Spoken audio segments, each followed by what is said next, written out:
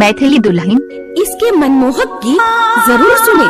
यदि अच्छा लगा तो चैनल सब्सक्राइब जरूर करें। प्रेजेंटेड बाय माँ म्यूजिक।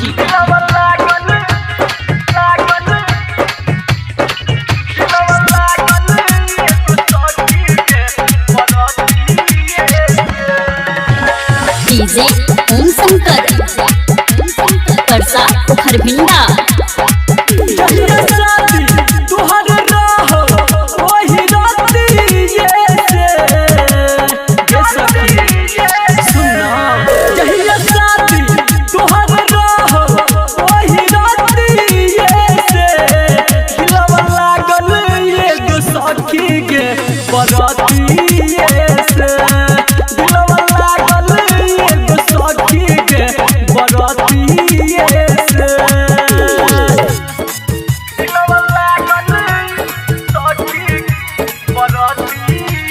डीजे ओम शंकर परसा खरभिंडा।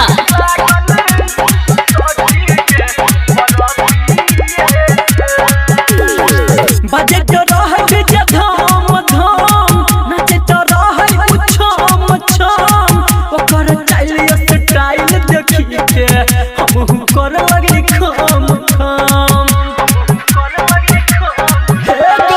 बजट रह जे धाम धाम नचत रह उछम छम ओकर स्टाइल देखी के हम कर लगी खम।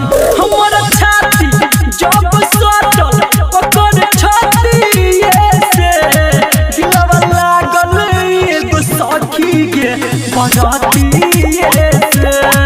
दिलवा लागल एगो सखी के बरातीए से।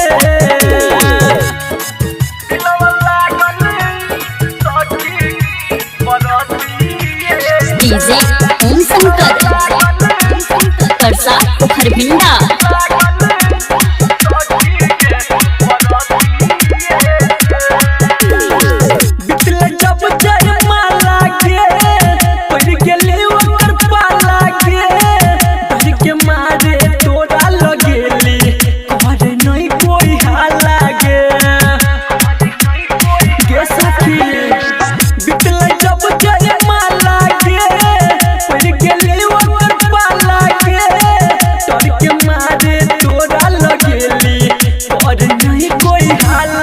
संदीप सुमन दिल में धसल मीठी बातिए से दिलवा लागल एगो सखी के बरातिए